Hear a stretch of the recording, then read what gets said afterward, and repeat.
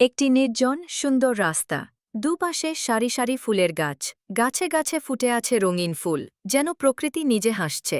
রাস্তা দিয়ে ধীরে ধীরে হেঁটে চলেছে দুটি ফুটফুটে ছোট্ট মেয়ে, তাদের হাত ধরে তাদের প্রিয় বৃদ্ধা দাদি। দাদি দুটি কাঁপা কাঁপা লাঠিতে ভর দিয়ে হাঁটছেন, চোখ নিচের দিকে নামানো, যেন কিছু একটা হারিয়ে ফেলেছেন। তিনি বারবার মাটির দিকে তাকাচ্ছেন, খুঁজছেন অনেক কিছু। হঠাৎ ছোট্ট মেয়ে দুটি কৌতূহলী গলায় জিজ্ঞাসা করে, দাদি, দাদি, তুমি এভাবে নিচের দিকে তাকিয়ে তাকিয়ে কি খুঁজছ গো? দাদি থমকে দাঁড়ালেন, একটা গভীর শ্বাস টেনে চোখে জল চিকচিক করে উঠল।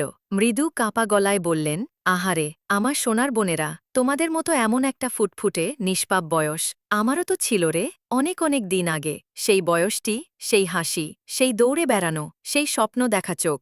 আমি আজ খুঁজছি সেই হারিয়ে যাওয়া বয়সটি। কত খুঁজলাম রে, এই রাস্তায়, এই ফুলের নিচে, কিন্তু পাই না, আর পাই না। তারপর দাদি একটু থেমে মেয়ে দুটির মুখের দিকে তাকিয়ে আক্ষেপ ভরা গলায় বললেন, বলো তো সোনা আমার, তোমাদের এই সুন্দর বয়সটি কোথায় পাবো বলো? কোথায় হারিয়ে গেছে আমার সেই দিনগুলো? মেয়ে দুটি চুপ করে রইল, শুধু দাদির হাতটা আরও জোরে চেপে ধরল।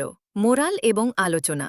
এই ছোট্ট গল্পটি আমাদের জীবনের সবচেয়ে কঠিন সত্যটি বলে যায়, সময় কখনো ফিরে আসে না, বয়স চলে যায় নিঃশব্দে, একটাটা একটা করে দিন পিছলে যায় হাতের মুঠো থেকে। দাদি যেমন হারানো যৌবন খুঁজছেন মাটিতে, আমরাও অনেক সময় বুঝতে পারি না যে আজকের এই মুহূর্তটি কাল অনেক দূরে হারিয়ে যাবে। তাই গল্পটি আমাদের মনে করিয়ে দেয়, সময় থাকতে থাকতে যা করার করে ফেলো, যাকে ভালোবাসো তাকে বলে দাও, যা দেখার দেখে নাও, যা শেখার শিখে নাও, যে স্বপ্ন দেখার দেখে নাও। কারণ একদিন আমরাও হয়তো কোনো রাস্তায় দাঁড়িয়ে নিচের দিকে তাকিয়ে খুঁজব আমাদের হারিয়ে যাওয়া সেই সুন্দর বয়সটি।